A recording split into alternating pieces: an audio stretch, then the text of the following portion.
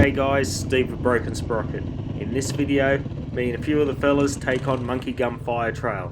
We start at the top of the trail and just have to patiently wait for this four-wheel drive to get out of the way so we can start our journey down Monkey Gum Fire Trail. This is a Nissan Patrol GU wagon. It has one of those Duramax V8 diesel engines in it, and this was one sweet Nissan Patrol. Check this out. Woohoo! Wheelie time. It was kind enough to show me under the bonnet, and it was a really cool car. So we start off on our journey down Monkey Gum Fire Trail.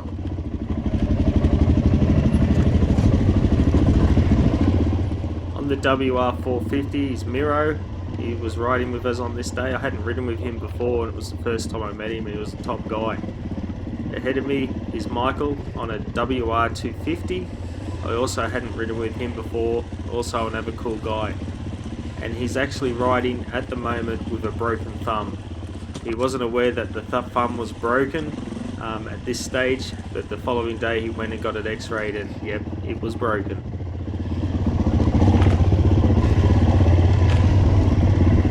Oh well, that Prado didn't make it.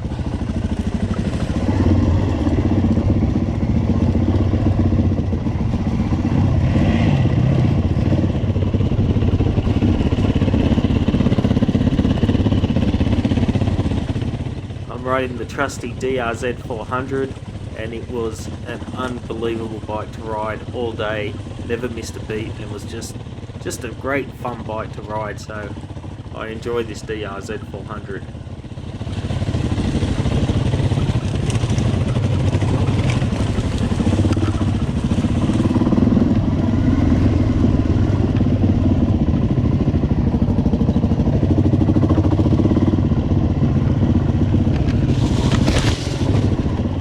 Me and my son Zach are considering taking our 4x4s up Monkey Gum Fire Trail, but as I watch this video and I see these huge rocks and things like that, and our four-wheel drives are relatively standard besides for an upgrade in tyre size, I'm thinking to myself, maybe not. We may end up like that burnt out Prado up the top of the hill. I certainly don't want that.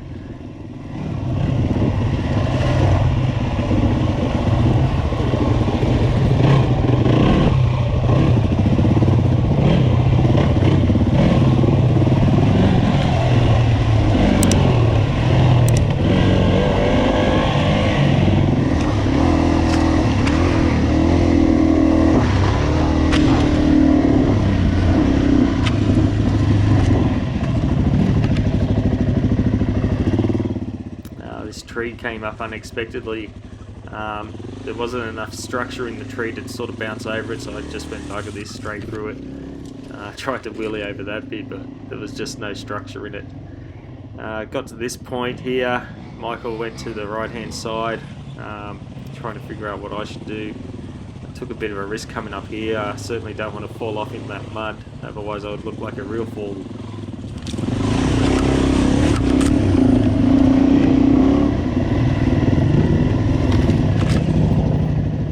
Ahead of me now I've got Jose, the legend on the Beta 390.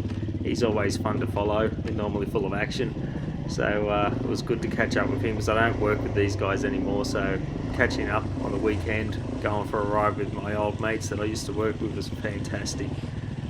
And there's actually another group of guys that didn't want to take on Monkey Gum Trail. We're actually heading towards where they are now, and we meet up with them a little bit later.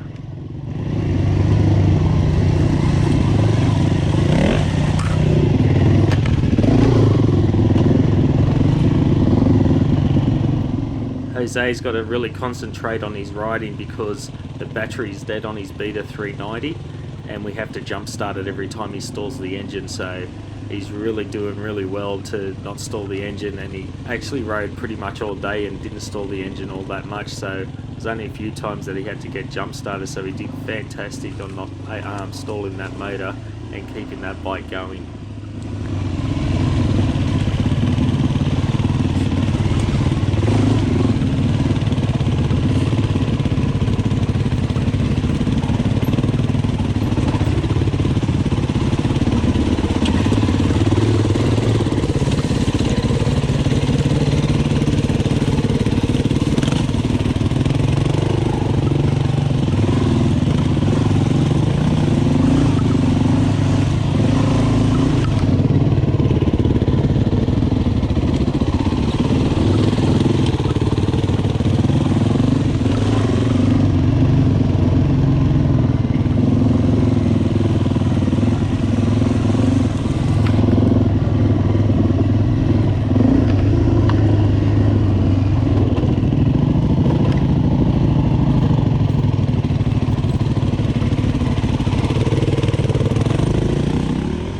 last time I rode Monkey Gum Fire Trail was on my KTM 350, and that was with Scott.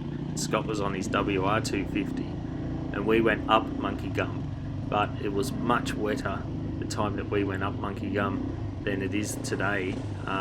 It's actually quite dry today. Last time I don't think there was a section where it was dry at all. I think it was wet the whole way, and it was very, very difficult to get any kind of traction when it's so wet.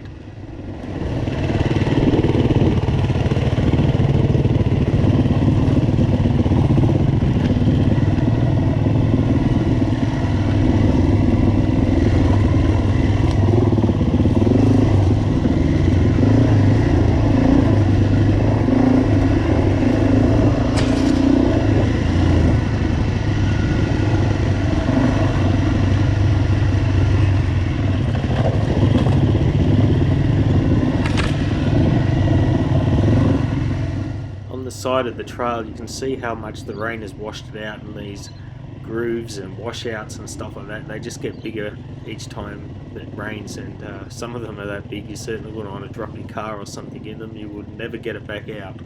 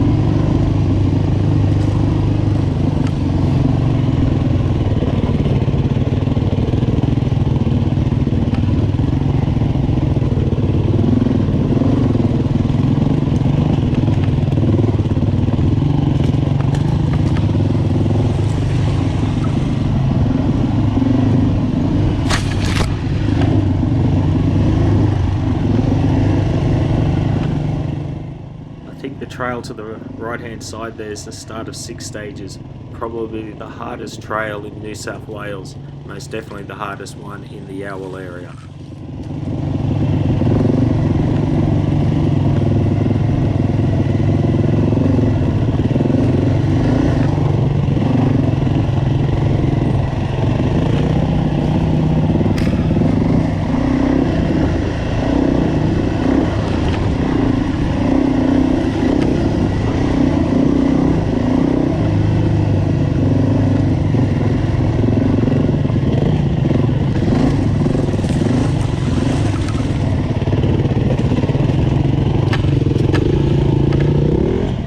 As we approach this creek down the bottom here, that signifies the end of the Monkey Gum Fire Trail, and Scott told us to take Wombat Flats Trail, but we didn't really know which one that was, so we made an executive decision and went left, which was actually the wrong trail. So we go along here for a bit of time until we sort of come to the conclusion I think we've gone the wrong way, and then we head back.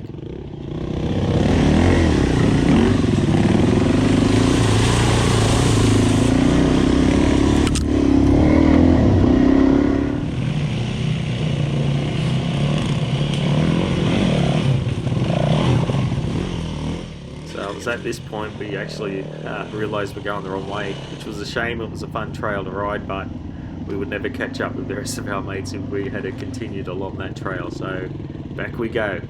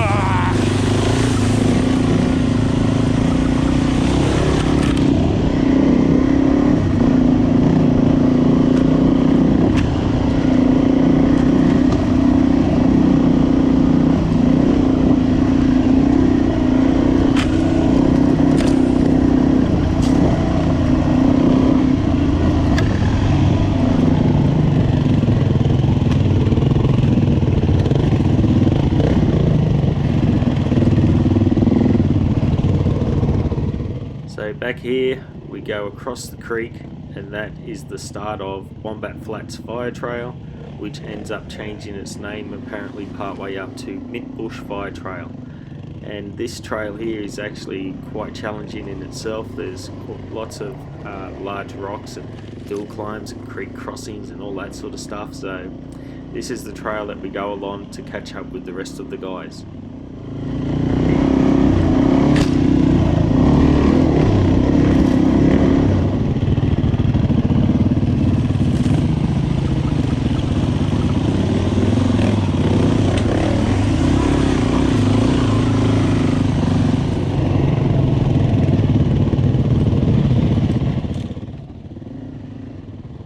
As we approach another creek crossing, we come upon a group of four-wheel drivers that are attempting to make the crossing.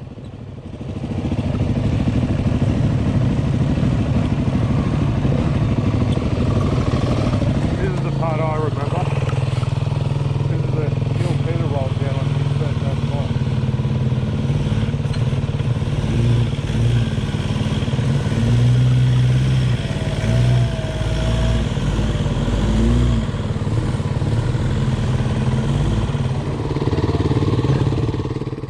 This Land Rover Discovery interesting, as it looked fairly standard and only had standard road tyres on it, and it's quite an expensive car. I wouldn't think anybody would take a car like this down a trail like this, but anyway, good on him.